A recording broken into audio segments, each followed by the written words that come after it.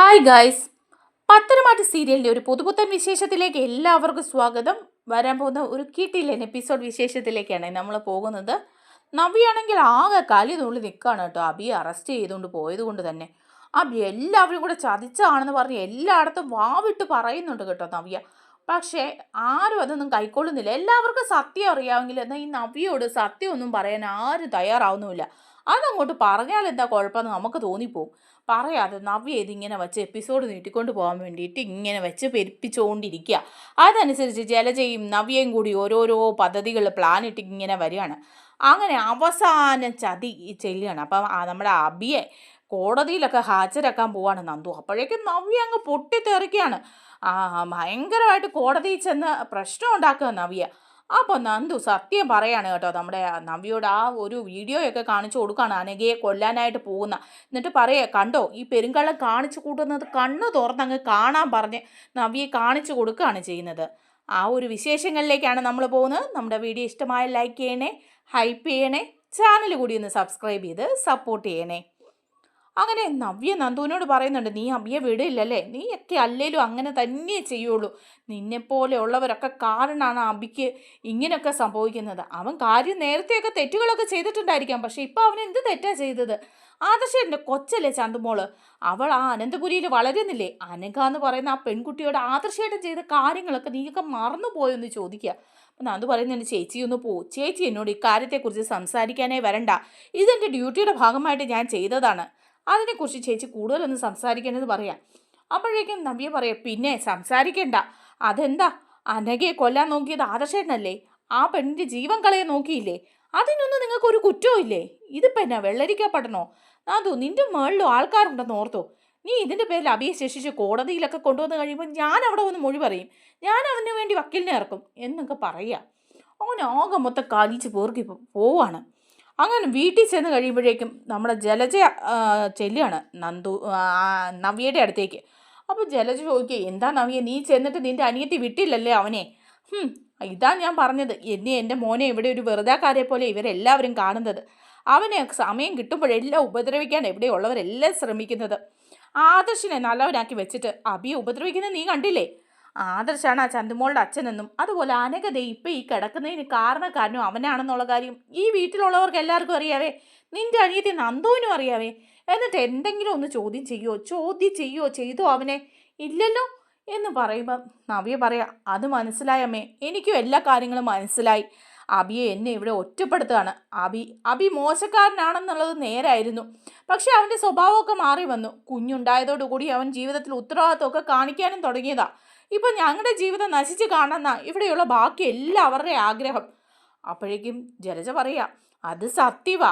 നീ നിൻ്റെ അനിയത്തിമാരെ ആദ്യം മനസ്സിലാക്ക്. രണ്ടുപേരും നിൻ്റെ ശത്രുക്കളാ, നിന്നെ നശിപ്പിക്കാൻ വേണ്ടി ശ്രമിക്കുന്നവർ. നീ വീട്ടിൽ ചെന്ന് നിൻ്റെ അച്ഛനോടും അമ്മയോടും പറയണം ഇക്കാര്യം. അപ്പോഴേക്കും നവ്യ പറയാം, അത് ഞാൻ വീട്ടിൽ പോയി അച്ഛനോടും അമ്മയോടും പറഞ്ഞപ്പോഴും അച്ഛൻ കൂടെ വന്നതാ. എന്നിട്ടും നന്ദു വിടാൻ തയ്യാറായില്ല അബിയെ. അവളുടെ ഡ്യൂട്ടിയുടെ ഭാഗമായിട്ട് അവനെ വിടാൻ പറ്റില്ലെന്നും അവൻ്റെ കയ്യിൽ നിന്ന് മൊഴി ശേഖരിക്കാനുണ്ടെന്നും ഒക്കെ പറയാണ്. എന്ത് മഹാപാതകം അവൻ ചെയ്തത്? കൊലപാതകമൊന്നും ചെയ്തില്ലല്ലോ, ആരെയും കൊല്ലാൻ ശ്രമിച്ചുമില്ല. എന്നിട്ട് ആ പാവത്തിനെ ഇങ്ങനെ ഇരുത്തിയിരിക്കുന്ന കണ്ടിട്ട് എനിക്ക് സഹിക്കാൻ പറ്റിയില്ല അമ്മയെന്ന് പറയാം. അപ്പോൾ ജലജ കള്ളക്കണ്ണീരൊക്കെ ഒഴുക്കുക. എന്നിട്ട് ജലജ പറയാം, അതേ മോളെ, അവൻ്റെ ആ ഇരിപ്പ് കാണാൻ വയ്യഞ്ഞിട്ടാണ് ഞാൻ സ്റ്റേഷനിലോട്ടൊന്ന് പോകാഞ്ഞത് പോലും. എനിക്ക് വയ്യ. അവൻ ലോക്കപ്പിൽ കിടക്കുന്ന കാണാനുള്ള മനക്കരുത്തൊന്നും എനിക്കില്ല. ഞാനിങ്ങനെ എന്തെങ്കിലുമൊക്കെ വായി തോന്നുന്ന വിളിച്ച് പറയെങ്കിലും എൻ്റെ മനസ്സ് വിഷമിക്കുക, ഭയങ്കരമായിട്ട് വിഷമിക്കുക എൻ്റെ മോനെ ഓർത്തിട്ട്. അപ്പം നവ്യ പറയാം, അമ്മ വിഷമിക്കണ്ട കേട്ടോ, നമുക്ക് പരിഹാരം ഉണ്ടാക്കാം. ഞാൻ എന്തായാലും നാളെ നന്ദുവിനെ ഒന്നുകൂടെ പോയി കാണുന്നുണ്ട്. എനിക്ക് കുറച്ച് അവളോട് സംസാരിക്കാനുണ്ട്. അവളുടെ വിചാരം അവളാണ് ഈ ലോകം എന്നാ. അവളുടെ മേളിലും ആൾക്കാരുണ്ടല്ലോ. നമുക്ക് എന്തായാലും ഒരു വക്കീലിനെ വെക്കണം. ജാമ്യം കിട്ടിയില്ലെങ്കിൽ അവൾ കോടതിയിൽ നമുക്ക് അത് വാദിച്ച് ജയിക്കണം. അത് പോരാ, ആദർശിനെ കൊടുക്കുകയും വേണം എന്ന് പറയുമ്പം ജലജ പറഞ്ഞു കൊടുക്കുക, ശരിയാ, നിൻ്റെ അനിയത്തി ഉണ്ടല്ലോ നയന, അവളിപ്പം ഗർഭിണിയല്ലേ. ഇനിയിപ്പോൾ അവളെ എടുത്ത് തലയിൽ വെച്ച് എല്ലാവരും കൊണ്ട് നടക്കും.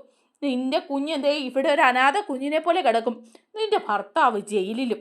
എന്ത് വേണം പിന്നെ നിനക്ക്? ഇതൊക്കെ കണ്ട് സന്തോഷിക്കാൻ പറ്റുമല്ലോ നവ്യേ. അപ്പോൾ നവ്യ പറയേ, എനിക്കെന്ത് സന്തോഷം? അവൾ ഗർഭിണിയായാലും എനിക്ക് സന്തോഷം ഉണ്ടായിരുന്നു എന്നുള്ള സത്യമാണ്. അത് അവളുടെ കുഞ്ഞാണെന്ന് മാത്രം ഓർക്കുമ്പം പിന്നെ ആദർശിൻ്റെ കാര്യമുണ്ടല്ലോ, അതോർക്കുമ്പോൾ എനിക്ക് നല്ല ദേഷ്യമാണ്.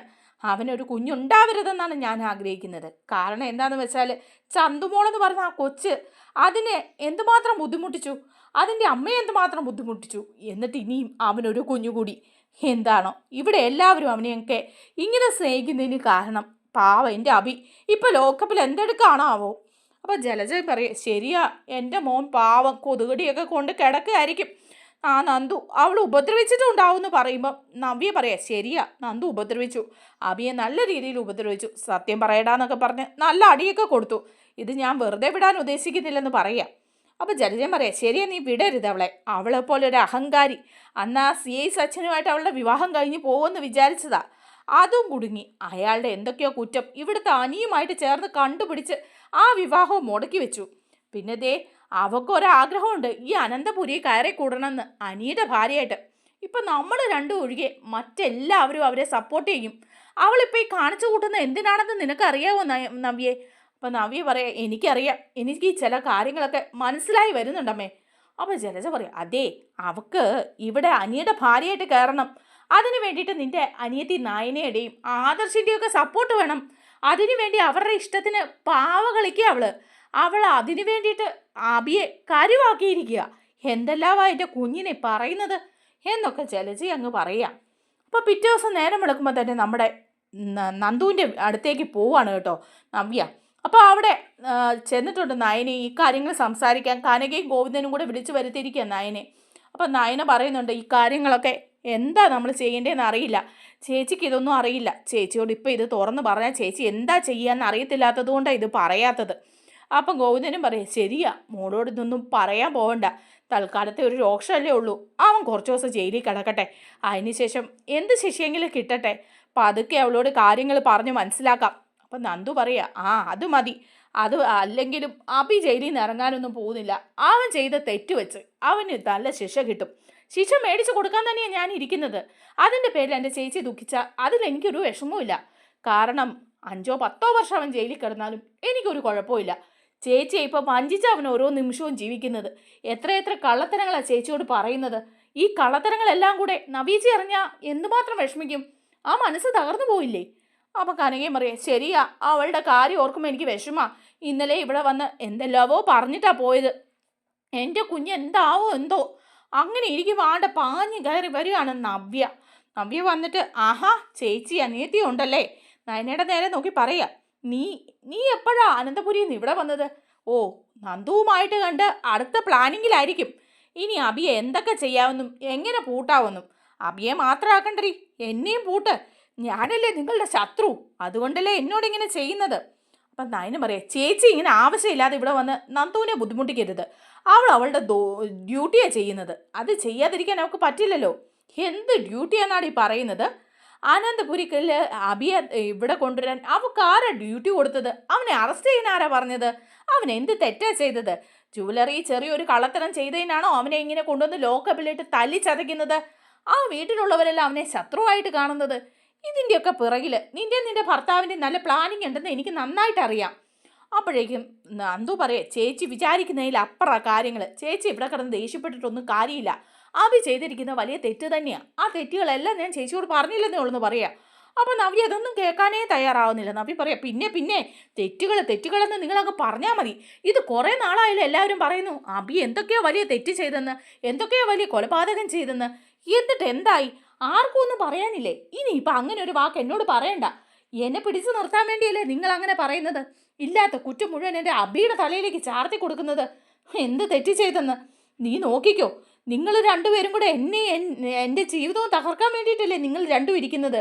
നീ മാത്രമല്ല നന്ദു ഉള്ളത് ഇവിടെ, ഇതിന് മേളിലുണ്ട്. നീ ഇനിയിപ്പോൾ അബിയെ കോടതിയിൽ ഹാജരാക്കിയാലും ഞാൻ അവിടെ നല്ലൊരു വക്കീലിനെ വെച്ച് വാദിക്കും, ജയിക്കും. അവൻ ചെയ്ത തെറ്റത്രയ്ക്കല്ലേ ഉള്ളൂ. അതിൻ്റെ പേരിൽ അവനെ തൂക്കിക്കൊല്ലാനൊന്നും വിധിക്കുകയല്ലോ. നമുക്ക് കോടതി വെച്ച് കാണാടി എന്നൊക്കെ പറയുമ്പം കനക പറയാ, എൻ്റെ പൊന്നു നവ്യ, നീ ഇങ്ങനെ പറയാതെ നിൻ്റെ അനിയത്തിമാർ പറയുന്നത് നീ കേക്ക്. അവർ നിനക്ക് ദോഷം വരുന്ന കാര്യങ്ങളൊന്നും ചെയ്യില്ലെന്ന് മനസ്സിലാക്ക്. ഇത്രയൊക്കെ എല്ലാവരും പറഞ്ഞിട്ടും നീ എന്താ ആരെയും മനസ്സിലാക്കാത്തത്? അപ്പം നവ്യ പറയാം, ഇതിൽ കൂടുതൽ ഞാൻ എന്താ മനസ്സിലാക്കേണ്ടത്? എനിക്കാരുമില്ല, അച്ഛനും അമ്മയും അനിയത്തിമാരും ഒന്നുമില്ല. എല്ലാവരും എൻ്റെ ശത്രുക്കളാ. എല്ലാവരും ദേ ഇതുപോലെ രണ്ട് അനിയത്തിമാർ എനിക്കുണ്ടായതാ എൻ്റെ ശാപം. എൻ്റെ ജീവിതത്തിൽ നിങ്ങളെ കൊണ്ട് ഒരു ഉപകാരം ഉണ്ടായിട്ടില്ല. എൻ്റെ ജീവിതം നശിക്കാൻ നേരത്തെ മുതലേ കാരണം ഇങ്ങനെ രണ്ടെണ്ണമാണ്. എന്നിട്ട് നന്ദുവിനോട് പറയാം, നിന്റെ കയ്യിലിരിക്കുന്നതും മനസ്സിലിരിക്കുന്നതും എന്താണെന്ന് എനിക്ക് നന്നായിട്ടറിയാം. നിനക്ക് അനിയുടെ ഭാര്യയായിട്ട് അനന്തപുരിയിലേക്ക് വരണം അല്ലേ? അതിന് വേണ്ടിയല്ലേ നീ ഈ നാറിയെ കളി കളിക്കുന്നത്? ദേ ഇവളുടെ ഭർത്താവും പറഞ്ഞിട്ടുണ്ടായിരിക്കും ഇങ്ങനെയൊക്കെ ചെയ്താൽ ഈസി ആയിട്ട് അവൻ്റെ ഭാര്യയായിട്ട് അവിടെ കയറിക്കൂട്ടാന്ന്. അത് നീ മനസ്സിൽ വിചാരിച്ചാൽ മതി. നീ ഒരിക്കലും അനിയുടെ ഭാര്യയായിട്ട് അനന്തപുരി കയറിക്കൂടാൻ പോകുന്നില്ല. അന്നേരം നന്ദുവിന് ദേഷ്യം വരെ, ചേച്ചി ഇറങ്ങി പോകുന്നതാണ് നല്ലത്. എൻ്റെ മുന്നിൽ നിന്നിങ്ങനെ സംസാരിക്കാതെ ഇന്ന് ഇറങ്ങി പോകുമെന്ന് പറയുമ്പം ദേഷ്യപ്പെട്ട് തുള്ളിച്ചാടി അവിടെ നിന്ന് പോവാണ് കേട്ടോ നവ്യയ്ക്ക് കുറേയൊക്കെ അങ്ങ് ആശ്വാസമായി. എന്തായാലും ഇത്രയൊക്കെ ഞാൻ അവിടെ ചെന്ന് പറഞ്ഞല്ലോ എന്നോർത്ത് വീട്ടിൽ ചെല്ലുക. വീട്ടിൽ ചെന്ന് കഴിയുമ്പം എല്ലാവരും അവിടെയുണ്ട്, അനന്തപുരിയിലുണ്ട്. അപ്പം മുത്തശ്ശിയുടെ അടുത്തേക്ക് നവ്യ ചെന്നിട്ട് പറയുന്നുണ്ട്, ഞാനൊരു കാര്യം പറയാനാണ് വന്നത് നിങ്ങളുടെ അടുത്ത്. വരണ്ടെന്ന് പല പ്രാവശ്യം വിചാരിച്ചതാണ്. അബിക്കിപ്പോൾ ഇങ്ങനെ ഒരു അവസ്ഥ ഉണ്ടാവാൻ കാരണം നിങ്ങളാണ് എന്ന് മുത്തശ്ശനോട് പറയാം. അപ്പം മുത്തശ്ശൻ പറയുന്നുണ്ട്, ഞാൻ എന്ത് ചെയ്തിട്ടാ അവനെ പോലീസ് അറസ്റ്റ് ചെയ്തുകൊണ്ട് പോയത്? അവൻ തെറ്റ് ചെയ്തതിൻ്റെ പേരിലല്ലേ പോലീസ് അറസ്റ്റ് ചെയ്തുകൊണ്ട് പോയത്, അല്ലാതെ ഞാൻ എന്ത് ചെയ്തിട്ടാ? അപ്പം നവ്യ പറയാം, ഒന്നും ചെയ്തില്ലേ. നിങ്ങളല്ലേ അബി ജുവലറിയിൽ മോഷണം നടത്തിയെന്നൊക്കെ പറഞ്ഞിട്ട് കേസ് കൊടുത്തത്? അപ്പം മുത്തശ്ശൻ പറയാം, അബി മോഷണം നടത്തിയെന്ന് പറഞ്ഞല്ല ഞാൻ കേസ് കൊടുത്തത്. പക്ഷേ ജുവലറിയിലെ വെട്ടിപ്പും തട്ടിപ്പും നന്നായിട്ട് നടക്കുന്നുണ്ടെന്നും കള്ളസ്വർണം മൂർത്തി ജുവലറിയുടെ പേരിൽ ആഭരണങ്ങളാക്കി മാറ്റുന്നുണ്ടെന്നും ഒക്കെ ഉള്ള കാര്യം കണ്ടെത്തിയത് കൊണ്ട് അത് ചെയ്തത് ആരാണെന്ന് കണ്ടുപിടിക്കാൻ വേണ്ടിയിട്ടാണ് ഞാൻ കേസ് കൊടുത്തത്. അതെൻ്റെ ആവശ്യമാണ്. എൻ്റെ വിയർപ്പിൻ്റെ ഫലമാണ് ആ ജുവലറി. അവിടെ കള്ളസ്വർണം കൊണ്ട് ആഭരണമാക്കി വിൽക്കേണ്ട കാര്യമില്ല. എൻ്റെ ജ്വല്ലറിയുടെ പേര് പോകേണ്ട കാര്യമില്ല. അത് ചെയ്തത് ഏതവനായാലും അവനെ ശിക്ഷിക്കുക എന്നുള്ളത് എൻ്റെ ആവശ്യമാണ്. അതിനുവേണ്ടി ഞാൻ കേസ് കൊടുത്തെന്നുള്ളത് സത്യമാണ്. അപ്പോഴേക്കും നവ്യ പറയാം, അതിനു വേണ്ടി കേസ് കൊടുത്തിട്ട് സ്വന്തം കൊച്ചുമോനെ തന്നെ അറസ്റ്റ് ചെയ്തു. ഓ, നിങ്ങളുടെ കൊച്ചുമോനല്ലല്ലോ അബി, അതെങ്ങനെയാണ് നിങ്ങളുടെ കൊച്ചുമോനാവുന്നേ അല്ലേ? അപ്പോഴേക്കും മുത്തശ്ശി പറയാം, എന്തിനാ നവ്യ നീ ഇപ്പം ഇവിടെ വന്ന് ഇങ്ങനെ സംസാരിക്കുന്നത്? നിന്നെ ഞങ്ങളാരും ദ്രോഹിച്ചിട്ടൊന്നുമില്ലല്ലോ, ചേർത്ത് നിർത്തിയിട്ടല്ലേ ഉള്ളൂ. നിന്റെ അമ്മായിയമ്മയും അതുപോലെ ഭർത്താവും ഒക്കെ നിന്നെ ഉപദ്രവിച്ച സമയത്ത് നിന്നെ ചേർത്ത് നിർത്തിയവരല്ലേ ഞങ്ങളൊക്കെ. അപ്പം നവ്യ പറയാം, പിന്നെ ചേർത്ത് നിർത്തി. അന്ന് ചേർത്ത് നിർത്തിയെങ്കിൽ ഇന്നെന്തിനാ ഇങ്ങനെ തളർന്നത്? ഞങ്ങൾ നന്നായിട്ട് ഒന്നിച്ച് സ്നേഹത്തോടെ ജീവിക്കുന്ന കണ്ടിട്ടുള്ള കുശുമ്പ് കൊണ്ടാണോ എന്ന് ചോദിക്കുക. അപ്പോൾ മുത്തശ്ശൻ പറയുന്നുണ്ട്, നവ്യക്ക് ഇറങ്ങിപ്പോകാം ഈ മുറിയിൽ നിന്ന്. വേണ്ടാത്ത ഒരു കാര്യങ്ങളും ഞാൻ ചെയ്തിട്ടില്ല എന്ന് പറയുമ്പോൾ നവ്യ പറയാം, അബിയെ ജാമ്യത്തിലിറക്കാൻ നിങ്ങളാരും ശ്രമിക്കില്ലല്ലേ? അവൻ അത്ര വലിയ തെറ്റൊന്നും ചെയ്തിട്ടില്ലല്ലോ. അപ്പോഴേക്കും മുത്തശ്ശൻ പറയാം, തെറ്റ് ചെയ്തിട്ടില്ലേ? സ്വന്തം കുടുംബത്തെ തകർക്കാൻ വേണ്ടി ശ്രമിക്കുന്നത് തെറ്റല്ലേ? സ്വന്തം കുടുംബത്തിൻ്റെ ഭാഗമായിട്ടുള്ള ജുവലറി തകർക്കാൻ നോക്കുന്നത് തെറ്റല്ലേ? അതൊന്നും തെറ്റല്ലേ? അപ്പം നവ്യ പറയാം, അങ്ങനെ ഒരു തെറ്റ് അവൻ ചെയ്തു. അവൻ്റെ പൊട്ട ബുദ്ധിക്ക് തോന്നിയതായിരിക്കും ചിലപ്പം. കാരണം എന്താണെന്ന് വെച്ചാൽ എല്ലായിടത്തും അവനെ അങ്ങ് തരം താഴ്ത്തി വെക്കില്ലേ. അങ്ങനെ തരം താഴ്ത്തി നിൽക്കുന്നത് കൊണ്ട് തന്നെ അവൻ എങ്ങനെയെങ്കിലും എവിടെയെങ്കിലും ഒന്ന് എത്തിപ്പെടണ്ടേ? അതിന് വേണ്ടിയിട്ട് കുറച്ച് പണം ഉണ്ടാക്കാൻ വേണ്ടി അവൻ ചെറിയ തിരിമറി നടത്തി കാണും. അത് ഇത്ര വലിയ തെറ്റാണോ? അങ്ങനെയാണെങ്കിൽ ആദർശേട്ടൻ ഇവിടെ കാണിച്ചു കൂട്ടുന്നതൊന്നും തെറ്റല്ലേ? എല്ലാ ജ്വല്ലറിയുടെ MD ആയിട്ടിരിക്കുന്ന ആദർശേട്ടൻ എത്ര രൂപ തട്ടിച്ചിട്ടും വെട്ടിച്ചിട്ടുണ്ട്? അതൊന്നും ആർക്കും അറിയാൻ വേണ്ട, അന്വേഷിക്കുകയും വേണ്ട. അതൊക്കെ ആരെങ്കിലും അന്വേഷിക്കുന്നുണ്ടോ? അപ്പം മുത്തശ്ശൻ പറയുകയാണെ, ഒരിക്കലും ആദർശ് അങ്ങനെ ചെയ്യില്ല. ആദർശിനെ അതുകൊണ്ട് തന്നെയാണ് MD ആയിട്ട് നിയമിച്ചിരിക്കുന്നത്. അവൻ ഒരു ജ്വല്ലറിയിൽ നിന്നും ഒരു നയ പൈസ പോലും തട്ടിച്ചും വെട്ടിച്ചും ഉണ്ടാക്കില്ല. നേരായ മാർഗത്തിലൂടെ ഒരു കച്ചവടവും ചെയ്യില്ല. ആ കാര്യത്തിൽ എനിക്ക് 100% ഉറപ്പുള്ളത് കൊണ്ടാണ് അവൻ ഈ സ്ഥാനം കൊടുത്തത്. അതുപോലല്ല നിന്റെ ഭർത്താവ്, തനി കള്ളനാണ് അവൻ ചെയ്യുന്നത് മുഴുവൻ കള്ളത്തരമാണെന്ന് പറയാം. അപ്പം നവ്യ പറയും, ഇനി കള്ളത്തരം ചെയ്തെങ്കിലും അവനെ ആ ലോക്കപ്പിലിട്ട് നന്ദു തല്ലി ചതയ്ക്കുക. അതിൻ്റെ ആവശ്യമുണ്ടോ? അത്ര വലിയ കൊലപാതക കുറ്റമൊന്നും അവൻ ചെയ്തിട്ടില്ലല്ലോ. അവനെ പുറത്തിറക്കാൻ ജാമ്യത്തിലിറക്കാൻ ഒരു വക്കീലിനെ ഏർപ്പാട് ചെയ്യാൻ ഇവിടെ ആർക്കും നേരെയില്ലെന്ന് ചോദിക്കുക. അപ്പോഴേക്കും ഉടനെ തന്നെ മുത്തശ്ശൻ പറയുന്നുണ്ട്, ഇല്ല, ഞാനായിട്ടൊരു വക്കീലിനെ ഏർപ്പാട് ചെയ്യയില്ല. അവനെ ജാമ്യത്തിലിറക്കാൻ ശ്രമിക്കുകയില്ല. അവൻ ഈ കുടുംബത്തിലേക്ക് വരാതിരിക്കുന്നത് തന്നെയാണ് എനിക്ക് താല്പര്യം. കാരണം ഈ ജ്വല്ലറിയിൽ കള്ളത്തരം നടത്തുകയും മറ്റ് പല തെറ്റുകൾ ചെയ്തു കൂട്ടുകയും ചെയ്ത അവൻ ചെയ്തു കൂട്ടിയ തെറ്റുകളെല്ലാം വിളമ്പിയാലുണ്ടല്ലോ, ഒന്നും നീ പിന്നെ ഒരക്ഷരം വേണ്ടില്ല. ഈ പറഞ്ഞൊക്കെ നിനക്ക് മാറ്റി പറയേണ്ടി വരും നവ്യ എന്ന് പറയാം. നവ്യ പറയുന്നുണ്ട്, ഞാനിനി എന്ത് മാറ്റി പറയാനാ? അവൻ ചെയ്ത തെറ്റെത്താണെന്ന് എനിക്കറിയാം. പിന്നെയും വലിയ വലിയ തെറ്റ് ചെയ്തെന്ന് നിങ്ങൾ പറഞ്ഞുണ്ടാക്കുന്നതല്ലേ? അതിനൊക്കെ എന്തെങ്കിലും തെളിവുണ്ടോ എന്നൊക്കെ ചോദിക്കുക. അപ്പോൾ മുത്തശ്ശൻ ഇങ്ങനെ പറയാനായിട്ട് വരുമ്പോൾ മുത്തശ്ശി പറയുന്നുണ്ട്, വേണ്ട വേണ്ട വേണ്ട പറയണ്ട എന്നിങ്ങനെ പറയുക. വേണ്ട നിന്നെ കൈകൊണ്ട് കാണിക്കുക. അപ്പോൾ മുത്തശ്ശനൊന്നും മിണ്ടുന്നില്ല. നവ്യ അവിടെ നിന്ന് തുള്ളിച്ചാടി ഇറങ്ങിപ്പോവുക. ഞാൻ തന്നെ ശ്രമിച്ചോളാം എൻ്റെ ഭർത്താവിനെ വെളിയിലിറക്കാൻ. എൻ്റെ ആവശ്യമല്ലേ? എൻ്റെ കുഞ്ഞിൻ്റെ അച്ഛനല്ലേ? അവനെ ഞാൻ ജാമ്യത്തിലിറക്കും. ഒരു വക്കീലിനെ കണ്ട് ഞാൻ കേസ് നടത്തുകയും ചെയ്യും എന്ന് പറഞ്ഞ് ഇറങ്ങിപ്പോവാം. ഇറങ്ങി നേരെ ജലജയുടെ അടുത്ത് തന്നെ ചെല്ലുന്നത്. അപ്പോൾ ജലജ അങ്ങോട്ട് വന്ന് ചോദിക്കുക, എന്തായി അച്ഛൻ്റെ അമ്മയുടെ അടുത്ത് ചെന്നിട്ട് എന്തായി, അച്ഛൻ എന്ത് പറഞ്ഞെന്ന് ചോദിക്കുക. അപ്പോഴേക്കും നവ്യ പറയാം, എന്ത് പറയാനാ, രാജാവല്ലേ, അനന്തപുരിയിലെ രാജാവ്, പുള്ളി പറയുന്ന പോലെയല്ലേ ഇവിടെ കാര്യങ്ങളൊക്കെ നടക്കുള്ളൂ. അബി കൊച്ചുമോനൊന്നും അല്ലല്ലോ, അവൻ ജയിലിൽ കിടന്നാലും അടി കൊണ്ടാലും അവർക്കൊന്നും വിഷമമില്ലെന്നേ, അവർക്കൊന്നും ഒരു പ്രശ്നവുമില്ല. കേസ് പിൻവലിക്കാനോ അബിയെ ജാമ്യത്തിൽ ഇറക്കാനോ ഒരു വക്കീലിനെ വെക്കാൻ പോലും മുത്തശ്ശൻ തയ്യാറല്ല. അതുമാത്രമല്ല, അബി ഒരിക്കലും ഇറങ്ങരുതെന്നും അവൻ ഇങ്ങോട്ട് വരികയും ചെയ്യേണ്ടെന്നാ പറഞ്ഞത്. പിന്നെ ഞാൻ ഇതിൽ കൂടുതൽ എന്തു പറയാനാ, ഞാനും വെല്ലുവിളിച്ചിട്ടാ പോകുന്നത്. അവരൊന്നും ചെയ്തില്ലെങ്കിലും ഞാൻ ചെയ്യും. ഞാൻ എന്തായാലും ഒരു വക്കീലിനെ പോയി കാണും. അപ്പം ജലജ പറയും, ശരിയാ, ഒരു വക്കീലിനെ കണ്ട് ഈ കേസ് നമുക്ക് നടത്തണം, അല്ലാതെ നിന്റെ അനിയത്തിക്ക് തല്ലിക്കൊല്ലാൻ വേണ്ടി അവനെ ഇട്ട് കൊടുക്കാൻ പറ്റില്ല എന്ന് പറയാം. അപ്പോഴേക്കും പറയുന്നുണ്ട്, ശരിയാ, പണം വേണ്ടേ അതിനൊക്കെ എന്ന് ചോദിക്കുമ്പോൾ ജലജ പറയാം, അതിനുള്ള പണമൊക്കെ എൻ്റെ കയ്യിലുണ്ട്.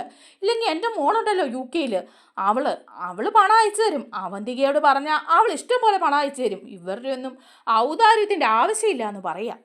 അങ്ങനെ നന്ദു ആണെങ്കിൽ നല്ല ഇടിയൊക്കെ കൊടുത്തിട്ട് ആബിയെ കൊണ്ട് സത്യം പറയിപ്പിക്കുക. അങ്ങനെ തെളിവുകളൊക്കെ നന്ദുവിൻ്റെ കയ്യിലുണ്ട്. നന്ദു കാണിച്ചു കൊടുക്കുകയാണ് കേട്ടോ, കഴുത്തിന് കുത്തിപ്പിടിക്കുന്നതൊക്കെ അനഘയുടെ, അങ്ങനെ എല്ലാം കാണിച്ചു കൊടുത്ത് അബി ആകെ പെട്ട അവസ്ഥയിലാണ്. അബിക്ക് സ്ത്രീകളെ ഉപദ്രവിച്ചത് കാരണം ജാമ്യം പോലും കിട്ടാനുള്ള വകുപ്പില്ല. അതുകൊണ്ട് തന്നെ നവ്യ ചെല്ലുകയാണ് ജാമ്യത്തിനായിട്ട്. അപ്പം ജാമ്യം കിട്ടില്ല. ജാമ്യം കിട്ടാത്ത വകുപ്പാന്ന് പറയുമ്പോൾ നവ്യ ചോദിക്കുക, എന്താ ജാമ്യം കിട്ടാത്ത, എന്ത് തെറ്റാണ് അവൻ ചെയ്തത്?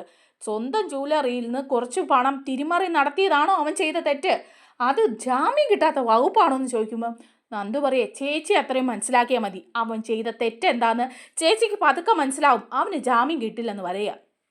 അങ്ങനെ അബിക്ക് ജാമ്യം കിട്ടാതെ അബിയെ റിമാൻഡ് ചെയ്യുകയാണ്. അങ്ങനെ അബിയെ കോടതിയിൽ ഹാജരാക്കുക, സകല തെളിവുകളോടും കൂടി കോടതിയിൽ ഹാജരാക്കാനായിട്ട് നന്ദു തീരുമാനിക്കുക. അപ്പോൾ ജലജയും നവ്യയും കൂടെ പറയാണ്, ദേ അടുത്ത ദിവസം അവൾ കോടതിയിൽ ഹാജരാക്കും, നമ്മൾ വക്കീലിനെ കാണണ്ടേന്ന് ചോദിക്കുക.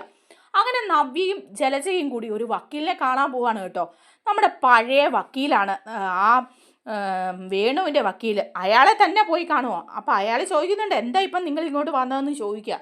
അപ്പോഴത്തേക്ക് പറയാം, അബിക്ക് ഇങ്ങനെ സംഭവിച്ചെന്നുള്ള കഥകളെല്ലാം അയാളോട് പറയുമ്പോൾ അയാൾ പറയുന്നുണ്ട്, കാര്യങ്ങളൊക്കെ ഞാൻ അറിഞ്ഞു എന്ന് പറയുമ്പോൾ ഞങ്ങളുടെ കൂടെ നിൽക്കണം, അനന്തപുരിക്കാരെ വേറെ വക്കീലിനെ വെച്ച് വാദിക്കും, പക്ഷേ അബിയെ രക്ഷിക്കണം എന്ന് പറയുക നവ്യയും ജലജയും കൂടി. അപ്പം അയാൾ പറയണം, ഞാൻ രക്ഷിക്കാം, എനിക്ക് പ്രശ്നമൊന്നുമില്ല. കാരണം എന്താണെന്ന് വെച്ചാലേ, അനന്തപുരിക്കാര് ആ വക്കീലിനെ, ആ നിവിനെ കൊണ്ടുവന്ന് എന്നെ ഒന്ന് തളച്ചതാ. ഞാൻ കോടതിയിൽ നാണം കിട്ടു. അങ്ങനെയൊന്നും ഞാൻ നാണം കെടാറില്ല. ഇപ്രാവശ്യം ഞാൻ അവിടെ നാണം കിട്ടു.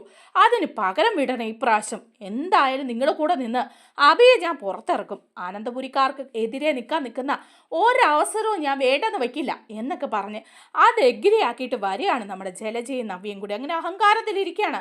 വക്കീൽ വാദിച്ച് എങ്ങനെയെങ്കിലും അബി ഇറങ്ങും, അബി എത്ര വലിയ തെറ്റൊന്നും ചെയ്തിട്ടില്ലല്ലോ എന്നൊക്കെ പറഞ്ഞിട്ട് അങ്ങനെ നിൽക്കുക. അങ്ങനെ എല്ലാവരും കോടതിയിൽ എത്തുകയാണ് കേട്ടോ, അബിയെ ഹാജരാക്കുകയാണ്. അപ്പോഴേക്കും അനന്തപുരിക്കാരുടെ വക്കീലായിട്ട് നിവിൻ തന്നെയുണ്ട്. നിവിൻ വാദിക്കുകയാണ് ഈ കാര്യങ്ങളൊക്കെ. അപ്പോൾ ജലജയും നവ്യയും എല്ലാവരും വന്നിട്ടുണ്ട്. മറ്റേ വേണുവിൻ്റെ വക്കീലും വന്നിട്ടുണ്ട്. അപ്പോൾ ആ സമയത്ത് നവ്യ കയറി വരുമ്പോഴേ നന്ദുവിനോട് പറയുന്നുണ്ട്, നീ അബിയെ പൂട്ടാൻ വേണ്ടി തന്നെ വന്നതല്ലേ, നീ വക്കീലിനെയും കൊണ്ട് ഞങ്ങൾ കൊണ്ടുവന്നിട്ടുണ്ട്, നല്ലൊരു വക്കീലിനെ വാദിച്ച് ഞങ്ങൾ അബിയെ പുറത്തിറക്കും, നീ കണ്ടോണം. അവൻ അത്രയ്ക്ക് വലിയ കൊലപാതകമൊന്നും ചെയ്തിട്ടില്ലല്ലോ, ഉണ്ടെങ്കിൽ നീ തെളിയിക്കുമെന്ന് പറയുമ്പോൾ നന്ദു പറയുക, ചേച്ചി ഒന്നും മിണ്ടാതിരിക്കുന്നു പറയുക. അങ്ങനെ വാദമൊക്കെ നടന്നുകൊണ്ടിരിക്കുന്ന സമയത്ത് നവ്യ കയറിയിട്ട് നവ്യയെ ചോദ്യം ചെയ്യുമ്പോഴേക്കും നവ്യ പൊട്ടിത്തെറിക്കുക. നവ്യ പറയുന്നുണ്ട്, ഇവരെല്ലാവരും കൂടി അബിയെ ചതിക്കുന്നതാണെന്ന് പറയുകയാണ് വക്കീൽ ചോദിക്കുമ്പോൾ. എന്നിട്ട് അബിയെ കുരുക്കാൻ വേണ്ടി കള്ളക്കേസ് ഉണ്ടാക്കിയതാണ്, ജ്വല്ലറിയിലെ കേസ്. അവൻ അങ്ങനെയുള്ള തെറ്റൊന്നും ചെയ്തിട്ടില്ല, അവനെ ഇപ്പം ഇങ്ങനെ കൊണ്ടു നിർത്തി ശിക്ഷിക്കാൻ മാത്രമുള്ള ഒരു തെറ്റ് ചെയ്തിട്ടില്ലെന്ന് പറയുക നവ്യ. അപ്പോൾ വക്കീലും വാദിക്കുന്നുണ്ട്, ശരിയാണ്, ആദർശും നയനയും കൂടിയാണ് ഇവനെ ഇങ്ങനെ പൂട്ടാൻ നോക്കുന്നത്, അതിന് കൂട്ടു നിൽക്കുകയാണ് ഈ SI നന്ദു എന്നൊക്കെ പറഞ്ഞ് അങ്ങനെ വാദിക്കുമ്പോഴാണ് നന്ദു അങ്ങോട്ട് തെളിവുമായിട്ട് വരുന്നത്. നിവിൻ വക്കീൽ പറഞ്ഞിട്ട് നന്ദു എന്നിട്ട് കാണിച്ചു കൊടുക്കുകയാണ് കേട്ടോ അനഘയുടെ വിവരം. അനഘയെ കൊല്ലാൻ വേണ്ടി അബി നോക്കുന്നത്, കഴുത്തിന് കുത്തിപ്പിടിക്കുന്ന വീഡിയോ തന്നെ കാണിച്ചു കൊടുക്കുകയാണ്. അതുപോലെ തന്നെ മറ്റുള്ള എല്ലാ കാര്യങ്ങളും കാണിച്ചു കൊടുക്കുകയാണ്. അനന്തപുരിയിൽ എങ്ങനെയാണ് ആ പാമ്പ് വന്നത് എന്ന് കൂടി പറയുക. അതുപോലെ ജ്വല്ലറിയിൽ നടത്തിയതിൻ്റെ തെളിവുകളും അനഘയുടെ കുഞ്ഞിൻ്റെ അച്ഛൻ അബിയാണെന്നുള്ള കാര്യവും തെളിവ് സഹിതം നന്ദു അവിടെ കാണിക്കുകയാണ്. DNA ടെസ്റ്റിൻ്റെ റിസൾട്ടൊക്കെ ഇതൊക്കെ കണ്ടു കഴിയുമ്പോഴേക്കും നവ്യ അങ്ങ് നിൽക്കുക അന്തിച്ച്. നവ്യയെ കാണിച്ചു കൊടുക്കുക നന്ദു. ചേച്ചി ഇത്രയൊക്കെ കിടന്ന് ഇവിടെ ബഹളം വെച്ചില്ലേ, കണ്ടു നോക്ക്, ഈ പെരുങ്കള്ളം കാണിക്കുന്ന എന്താണെന്ന് കണ്ടു നോക്ക്. കണ്ണ് തുറന്ന് തന്നെ ചേച്ചി ഇതൊക്കെ കാണാൻ പറഞ്ഞ് ആ വീഡിയോ അങ്ങ് കാണിക്കുകയാണ് കേട്ടോ. അനഘയുടെ കഴുത്ത് കുത്തിപ്പിടിക്കുന്നതൊക്കെ അത് കണ്ട് കരഞ്ഞ് നിൽക്കുകയാണ്. നവ്യക്ക് എന്ത് ചെയ്യണമെന്ന് അറിയില്ല. അഭിയെക്കുറിച്ചിട്ടുള്ള ഈ സത്യങ്ങളെല്ലാം അങ്ങ് നവ്യ അറിയുക. നവ്യ അവിടെ നിന്ന് കോടതിയിൽ നിന്ന് പൊട്ടിക്കരയാണ് ചെയ്യുന്നത് കേട്ടോ. നമ്മുടെ വീഡിയോ ഇഷ്ടമായാൽ ഒന്ന് ലൈക്ക് ചെയ്യണേ, ഹൈപ്പ് ചെയ്യണേ, ചാനൽ കൂടി ഒന്ന് സബ്സ്ക്രൈബ് ചെയ്ത് സപ്പോർട്ട് ചെയ്യണേ. താങ്ക്